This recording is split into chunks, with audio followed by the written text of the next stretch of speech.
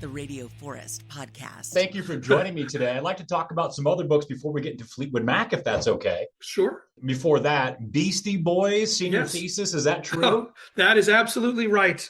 God, love my university and the American Studies major for letting me spend a year working on my thesis about the Beastie Boys, which eventually turned into doing a bunch more work with them, and then a book that I wrote about them a few years later. Yeah. That was an American Studies degree, was what that was for. So, and a concentration in American popular music. So I've been on this path for a minute here. I also wanted to talk about My Cross to Bear with Gregg Allman. I'd read that and hadn't realized that was you until now, really. A fantastic book. Tell me about that relationship. I heard that you had kind of done maybe an article on him or with him, and that kind of led to you helping him with his memoir. Yeah, I'd written a couple of things with him. I think especially there was a New York Times piece that I had recently done sort of as he was moving towards working on the book. And guess he and his team felt good about that. And we met a couple of times and agreed to work together to collaborate on that book. And I have to say, Gregg was, he was great. Wasn't a big talker, wasn't a big raconteur. I was nervous. Does he really get what he's going to have to give to make a book work? Like, is he really ready to open up that much and talk that much? And whatever it was that project represented to him, he was fantastic and really dedicated to it. And really, gave everything that we needed. I mean, you read it. It was a deeply honest and very searching kind of a book, and an honor to be able to work with him on that and get that story out in front of the world.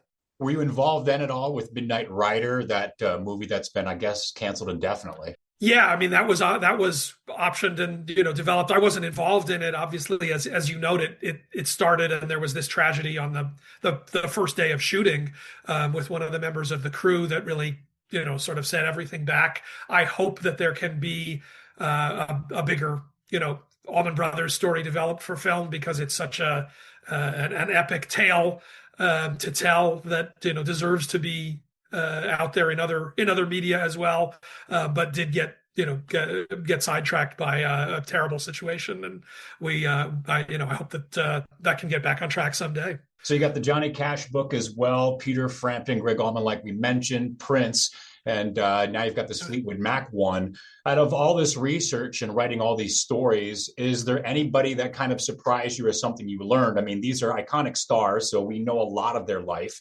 You're working with them deeply, but did you come away with a different view of any of the rock stars I mentioned? Look, I think you spend a lot of time thinking about any artist or album or project, and it continues to open up for you.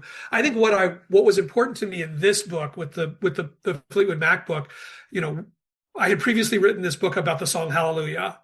And its journey through the world from nowhere to becoming this global anthem. And what I realized was I really liked talking to listeners about their experiences with that song. And it wasn't something that I really set out to do, but everybody that I brought it up to had some story about playing it at a funeral or a wedding or whatever it was. And so I think I was looking for a project where I really could sort of bring the voices of listeners front and center and really talk to people about what a piece of music or an album or something meant to them, how it figured in their lives. And Rumours, thinking about looking at this, this ongoing endless popularity legacy of this album that continues to get discovered by young listeners, one generation, the next generation, still is parked in the top 20 on the albums chart almost 50 years after its release. That this was something where I really, I went out and I talked to 30 some post-millennials about their relationship to Rumours, about how they found it, what it means to them, when they turned to it. I wanted to sort of get into that listener experience more, rather than just tell the story of the making of this album. Because look, Rumours is the greatest soap opera in rock and roll history. We know that.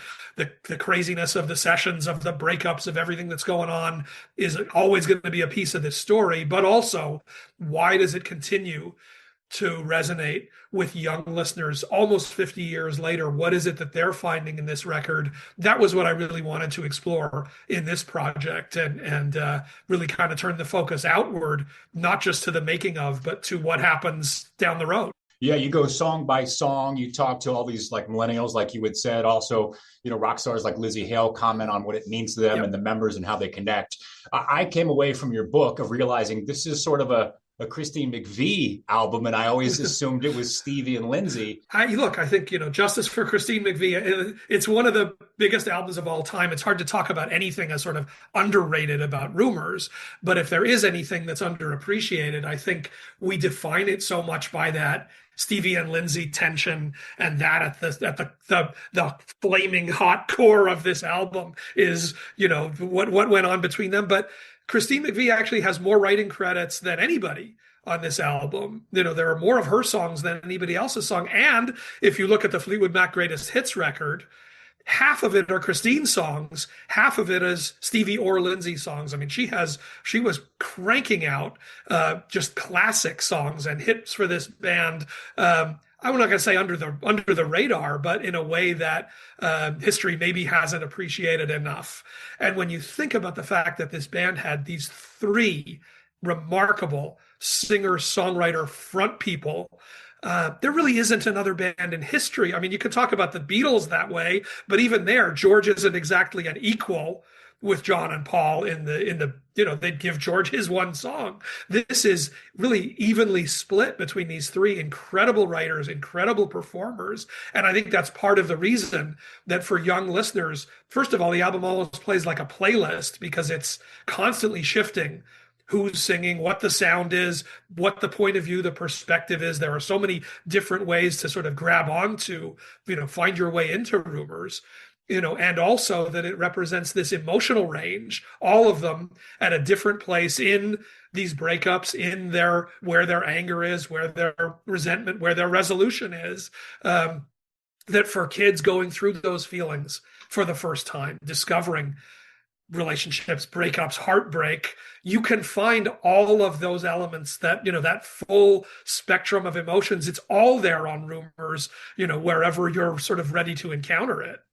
Yeah, like you said, it's 662 weeks. It's on the Billboard 200 right now. I also got a sense from your book, this really connects with women, with preteen girls, with teenage girls, with girls that are Stevie Nicks' age. Yeah, I mean, first of all, the cult of Stevie Nicks runs very, very deep. She has become Yeah, really the most iconic female rock star, really in some ways in history.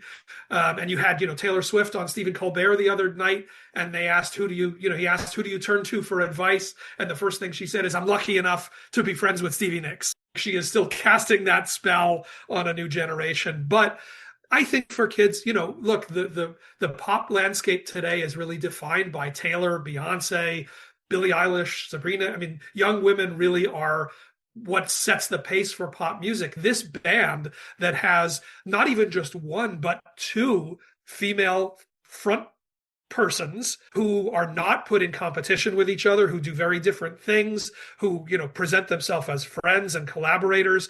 I think for young listeners, that really connects with them in a way that they look at, the Eagles, and that's like these five long-haired white guys with guitars. That's kind of their parents' band. Fleetwood Mac, there's an easier way for them to connect and relate to what this lineup is, and what, voices it is that they're hearing. So all of these things add up to this, this sort of endless chain that doesn't break, that 50 years later seems like it just keeps getting bigger. Alan Light, man. Hey, thank you. It's nice to talk to you today. Thank you so much, Forrest. It's been a pleasure.